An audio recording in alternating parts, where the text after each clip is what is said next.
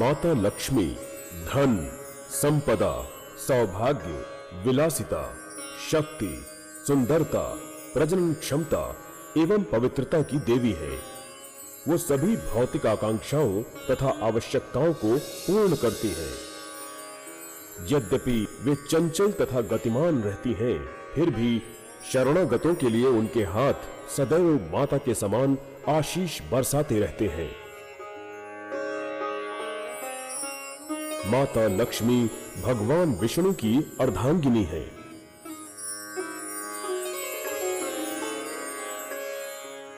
उनकी चार भुजाएं चार आध्यात्मिक सद्गुणों का प्रतीक है।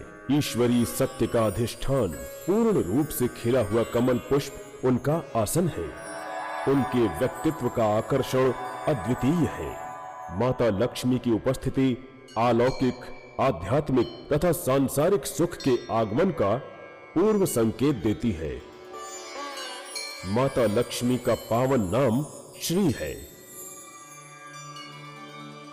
किसी भी प्रलेख के आरंभ में श्री लिखा जाता है तथा देवी देवताओं, धर्मपरायण मनुष्य एवं गणमान्य लोगों के नाम के पहले श्री लगाकर उन्हें संबोधित किया जाता है। श्री शब्द सम्मान, समृद्धि, संपन्नता, सौभाग्य तथा अधिकार को संबोधित करता है। इस शब्द के लिखे या बोले जाने पर अलौकिकता का भान होता है। उसके पश्चात दैवी आशीर्वाद से सभी कार्य कुशलता से संपादित होते चले जाते हैं। जिस प्रकार ओम जीवन के आध्यात्मिक पक्ष से संबंधित है, उसी प्रकार श्री जीवन के भौतिक पक्ष से जुड़ा हुआ है। देवी लक्ष्मी की उत्पत्ति अपने आप में एक अलौकिक घटना है। इस कथा में इसी का उल्लेख किया गया है। जैसा कि भगवान विष्णु की कथाओं में वर्णित है, जब देवता गण तथा असुर समुद्र मंथन कर रहे थे, तो उसके फल स्वरूप समुद्र के भीतर से अमृत निकलकर बाहर आया तथा इस अमृत के साथ निकलकर आई एक कुमारी। वो कुमारी लक्ष्मी थी। कमल पुष्प पर विराजमान, लाल रेशमी वस्त्र धारण किए हुए, स्वर्णाभूषणों से सुशोभित, वो संपन्नता, समृद्धि और सौभाग्य की जागृत प्रतिमा प्रतीत हो रही थी। जैसे ही उन्होंने बोलना आरंभ किया, सभी दिशाओं में अमृत धारा प्रवाहित होने लगी। धरती पर जीवन आनंदमय तथा उमंगों से भरपूर हो गया। देवताओं ने हाथ जोड़कर उनका अभिवादन किया। असुरों ने भी उनके सम्मान में गुणगान किया। माता की जय, लक्ष्मी माता की। आकाश को धारण करने वाले गजों ने ब्रह्मांड की सभी दिशाओं से वहां आकर जीवन से परिपूर्ण जल उनके ऊपर प्रवाहित किया। उधर देखो, वो देवी कौन है? बड़ी विचित्र बात है। इनकी आभा तथा चमक का अनुमान लगा पाना कठिन है। उनमें तो हीरे के जैसी आभा और दमक है। उनकी उत्पत्ति समुद्र में से हुई है। वो कौन हो सकती हैं? आप सबको मेरा प्रणाम। मैं लक्ष्मी हूँ। मैं धन, प्रसन्नता तथा संपन्नता की देवी हूँ। हे महादेवी, हमें अत्यंत प्रसन्नता हुई। इंद्रलोक में हम आपका स्वागत करते हैं।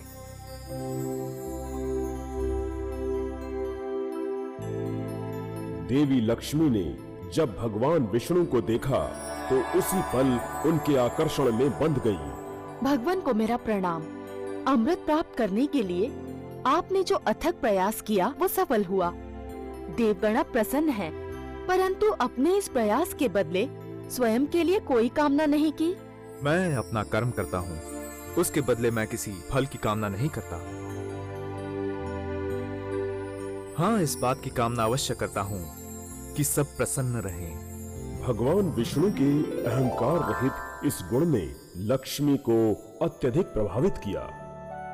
लक्ष्मी किसी ऐसे का सानिध्य चाहती थी जो शक्ति, कामना तथा संपन्नता के छलावे से दूर हो, जो समर्थ हो, बुद्धिमान हो तथा अपने सद्गुणों एवं वैचारिक संपन्नता के बल पर जीवन की कठिन समस्याओं का विवेकपूर्ण हल निकाल सके।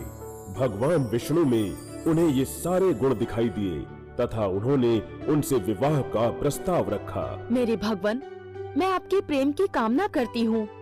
मैं आपकी सहचरी बनना चाहती हूँ। आप मुझे स्वीकारेंगे? लक्ष्मी, तुम्हारा जन्म मेरे लिए हुआ है। मैं तुम्हें अपनी पत्नी के रूप में स्वीकार करता हूँ। लक्ष्मी ने विजय के पुष्पों से सुसज्जित वरमाला श्री विष्णु के गले में डाली तथा उनकी अर्धांगिनी बन गई। सौभाग्य का साथ पाकर भगवान विष्णु श्रीनाथ हो गए। श्री विष्णु ने लक्ष्मी के प्रतीक चिन्ह को अपने हृदय के निकट स्थान दिया। उनका निवास स्थान वैकुंठ सृष्टि का केंद्र बिंदु बन गया। विश्व के अभिभावक के रूप में भगवान विष्णु अपने कर्तव्य का निर्वाह करते हुए लक्ष्मी को प्रसन्न करते रहे। लक्ष्मी भी एक कुशल तथा निष्ठावान पत्नी के रूप में भगवान विष्णु को अपना प्रेम तथा स्नेह देकर उनकी सभी आवश्यकताओं की पूर्ति करती रही। देवी लक्ष्मी तथा भगवान विष्णु अपने सद्गुण संपन्न भक्तों की सभी मनोकामनाएं पूर्ण करते हैं। प्रस्तुत घटनाएं इसी विषय पर प्रकाश डाल रही हैं।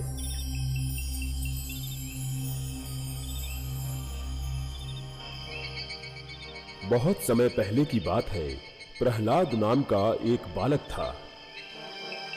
प्रहलाद धर्मपरायण तथा सद्गुण संपन्न था।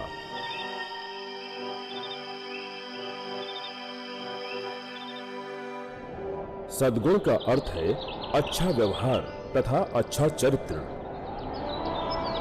वो भगवान विष्णु का परम भक्त था, किंतु उसका जन्म राक्षस कुल के शासक हिरण्यकश्यप के पुत्र के रूप में हुआ था। हिरण्यकश्यप अहंकार तथा उद्दंडता का प्रतीक था। वो चाहता था कि उसकी प्रजा केवल उसकी ही पूजा करे तथा उसके नाम का जाप करे। हिरण्य हिरण्य हिरण्य। उसके राज्य की प्रजा के सम्मुख और कोई मार्ग भी नहीं बचा था। उसके भय से सब मात्र उसकी ही पूजा करते थे। किंतु हिरण्यकश्यप के पुत्र प्रहलाद ने अपने पिता द्वारा बाध्य किए जाने के बाद भी तो अवश्य ही तुम कठोर दंड के भागी बनोगे। मेरे नाम का जाप आरंभ करो। उनका नाम जपने अथवा उनकी पूजा करने से मना कर दिया। अंततः हिरण्यकश्यप ने अपने पुत्र का वध करने का निश्चय किया।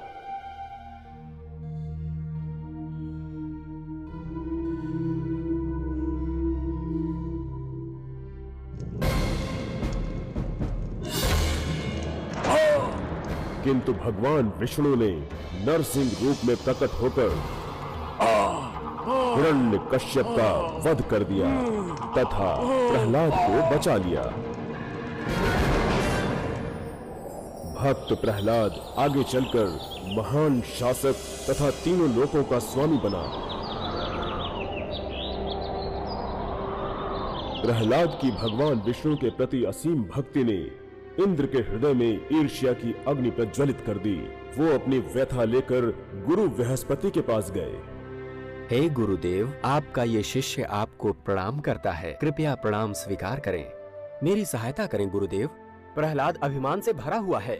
वो सबको जीतने की क्षमता रखता है। वो किसी से भयभीत नहीं होता क्योंकि उसका सोचना है कि भगवान विष्णु सदैव उसका पक्ष लेंगे।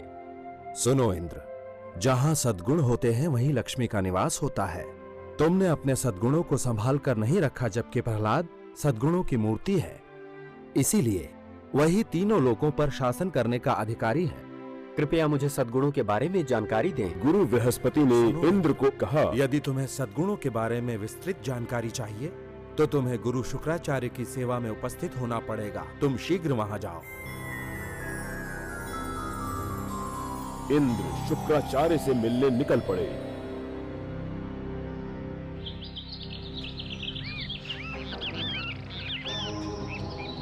प्रणाम गुरुदेव। सद्गुणों के बारे में ज्ञान प्राप्त करने के लिए गुरु बृहस्पति ने मुझे आपके पास भेजा है।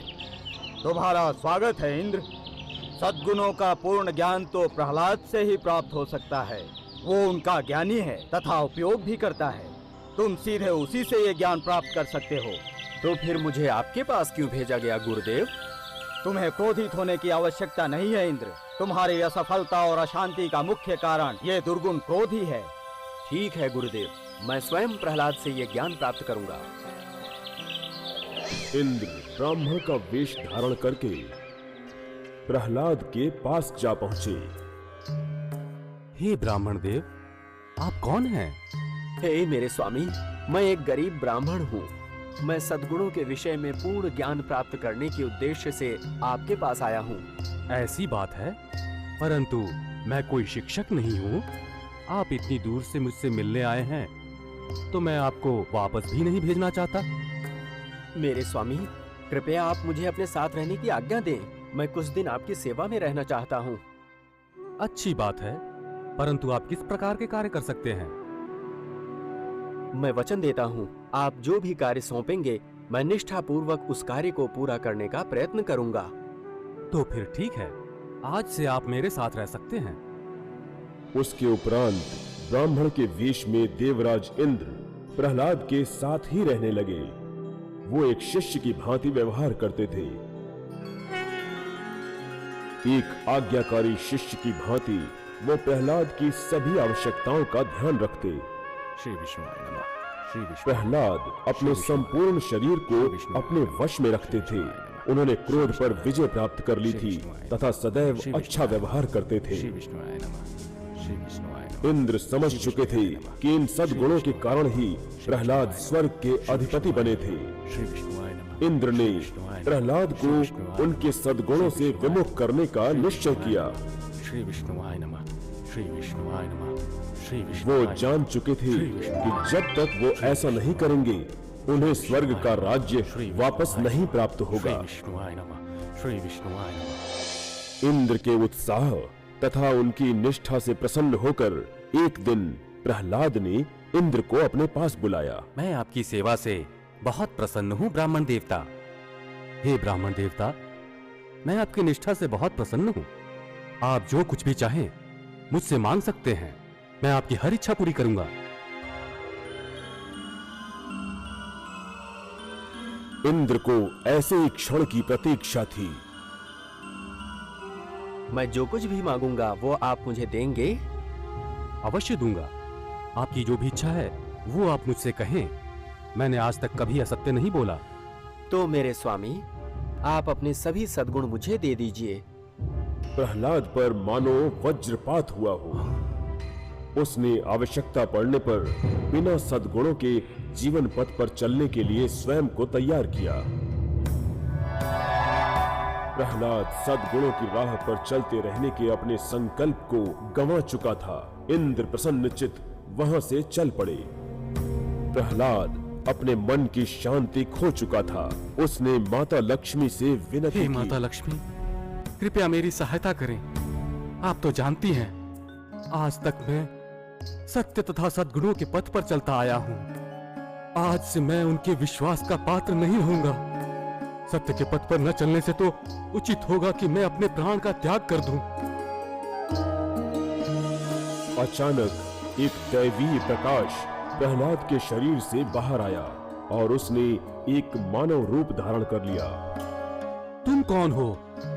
मैं सद्गुणों का देवता हूं, तुम मुझे नहीं पहचान रहे?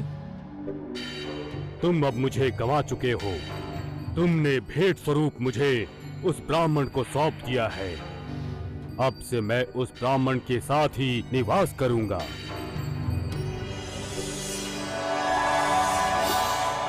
हे मेरे भगवान, मुझे अपने पास बुला लीजिए। तभी एक दिव्य प्रकाश उत्पन्न हुआ एवं उसमें से माता लक्ष्मी प्रकट हुई। हे देवी, आप कौन हैं? प्रहलाद, मैं देवी लक्ष्मी हूँ। मैं वहीं रहती हूँ जहाँ सद्गुण, सत्य तथा निस्वार्थता का निवास होता है। अविश्वसनीय! आप देवी लक्ष्मी हैं, इस संपूर्ण जगत की देवी। किंतु आप मुझसे दूर क्यों चली जाना चाहती हैं? मेरी सेवा करने वाला वो ब्राह्मण भला कौन था? इंद्र स्वयं ब्राह्मण के वेश में तुम्हारे समक्ष आए थे। देवराज इंद्र मेरे शिष्य थे? ये तो मेरे लिए अत्यंत ही सौभाग्य की बात है। परंतु अब तो मैं अपना सब कुछ गंवा चुका हूँ। आप तो मुझे छोड़कर न जाएं। यद्यपि तुमने अपने सद्गुणों को भेंट स्वरूप दे दिया है, तथापि ऐसा तुमने अपने सुख के लिए नहीं किया। तुम्हारे सद्गुणों को सदैव सराहा गया है। जब तक तुम सद्गुणों की कामना करते रहोगे, तुम कभी भूल नहीं करोगे।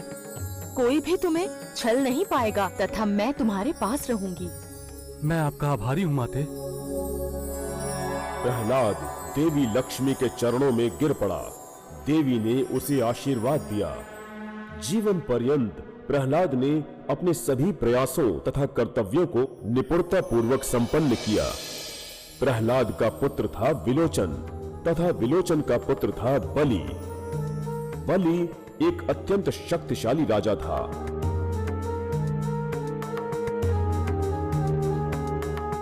युवावस्था में वो अत्यंत दयालु तथा धर्मपरायण था। देवी लक्ष्मी ने उसे हर प्रकार के सुख से परिपूर्ण कर दिया। जैसे जैसे बलि सब पर विजय प्राप्त करता गया, वो घमंडी होता गया। वो पृथ्वी पर किसी की बात नहीं मानता था। उसे इस बात का पूर्ण विश्वास था कि उसके लिए कुछ भी असंभव नहीं है। उसने सभी राज्यों से युद्ध करके उन पर अपना अधिकार जमा लिया।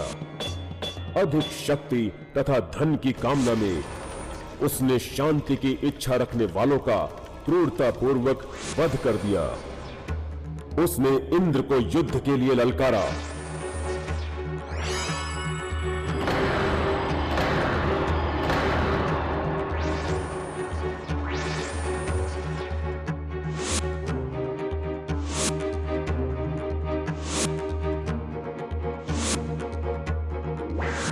अंततः बलि ने इंद्र को पराजित करके स्वर्ग के सिंहासन पर अधिकार प्राप्त कर लिया। देवराज इंद्र बलि के समक्ष करबद्ध होकर विनती करने लगे। बलि, तुमने हमारा सब कुछ जीत लिया है। हमारे लिए तुमने कुछ भी नहीं छोड़ा। यदि तुमने हमें जाने को कहा तो हम कहाँ जाएंगे? देवेंद्र, आज तुम मेरे सामने भिक्षुक बने खड़े हो। तुम यहाँ से चले जाओ। जाकर विष्णु से मांगो, वो तुम्हें भूमि अवश्य देंगे। लक्ष्मी, जो अब तक बलि के साथ थी, उसकी इस उद्दंडता से अप्रसन्न हो उठी और उसी पल उसका साथ छोड़कर चली गई। देवेंद्र भगवान विष्णु के पास पहुंचे। मेरे भगवान, मेरी स्थिति पर विचार करें। मेरे पास अब कुछ भी नहीं बचा है। मैं भिक्षुक बनकर रह गया हूँ। अब मुझे असुरों से अपना राज्य वापस प्राप्त करने के लिए भीख मांगनी पड़ रही है। आज असुर इतने शक्तिशाली इसीलिए हो गए हैं क्योंकि उन्हें आपका और माता लक्ष्मी का पूर्ण समर्थन प्राप्त है। इंद्र, यदि तुम संपूर्ण हो तो कोई भी तुम्हारी संपत्ति तथा शक्ति नहीं छीन सकता, चाहे वो कितना भी प्रयास कर ले। मेरे भगवान, आप उनका ही समर्थन करते हैं, मेरा क्यों नहीं? सुनो देवेंद्र, तनिक बाली के पितामह प्रहलाद वाली घटना का स्मरण करो। तुमने छल से उनके सद्गुणों को ले लिया था। तुमने अपना राज्य प्राप्त तो कर लिया, परंतु ऐसा तुमने सद्गुणों के बल पर कदापि नहीं किया था।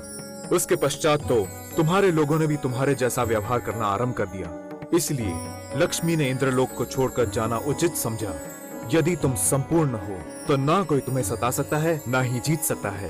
भगवान, मुझे क्षमा कर दें। मुझे इंद्रलोक से निकाल दिया गया है। मैं बलि के पास अपना राज्य मांगने गया था, परंतु उसने मुझे आपसे मांगने को कह दिया। कोई बात नहीं देवेंद्र, तुम बलि के पास जाओ तथा अपना राज्य पुनः मांगो। भगवान, उसका व्यवहार अभद्र है। यदि मैं पुनः उसके समक्ष गया तो ये लज्जा का विषय होगा। इंद्र, मात्र एक बार पुनः जाओ तथा उससे अपनी भूमि मांगो, वो तुम्हें दे देगा। तुम्हारी सहायता के लिए मैं वहां रहूंगा। माता लक्ष्मी, मुझे क्षमा कर दे। मैं अब कभी अहंकार का प्रदर्शन करने की भूल नहीं करूंगा। कृपया हमें छोड़कर न जाएं। तुम अब पुनः संपन्न हो जाओगे। इंद्र पुनः बलि के पास अपना राज्य वापस मांगने पहुंचे। बलि, मैं पुनः तुमसे अपना राज्य वापस मांगने आया हूँ। उसी क्षण भगवान विष्णु ने वामन का अवतार लिया एवं बलि के दरबार में उपस्थित लोगों के मध्य आकर खड़े हो गए। एक साधु ने जब बलि को सूचना दी कि भीड़ के मध्य खड़ा बौना ब्राह्मण और कोई नहीं स्वयं भगवान विष्णु हैं, तो बलि के क्रोध की सीमा न रही। देवेंद्र, तो तुम यहाँ अपना एक समर्थक लेकर उपस्थित हुए हो। उस बौने से कहो कि वो 3 पग चले, वो 3 पग भूमि तुम्हारी हो जाएगी। बलि, मात्र 3 पग भूमि? उसका करूंगा क्या मैं? सुनो देवेंद्र, इस बौने द्वारा नापी गई 3 पग भूमि तुम्हारे लिए उपयुक्त है, अन्यथा तुम इसके भी अधिकारी नहीं हो। जो मिल रहा है वो लेकर चले जाओ। बौने के रूप में खड़े भगवान विष्णु ने स्वयं को विशाल रूप में परिवर्तित कर लिया।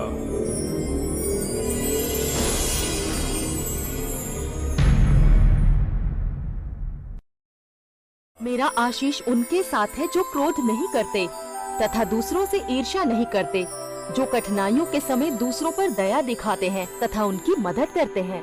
कोई भी इन आभूषणों को नहीं छुएगा। इन्हें इसी प्रकार पड़े रहने दो।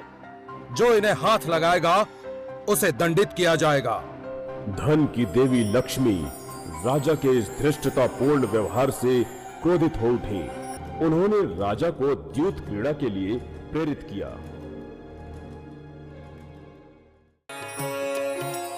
भगवान विष्णु ने 10 अवतार लिए। इन अवतारों को आध्यात्मिक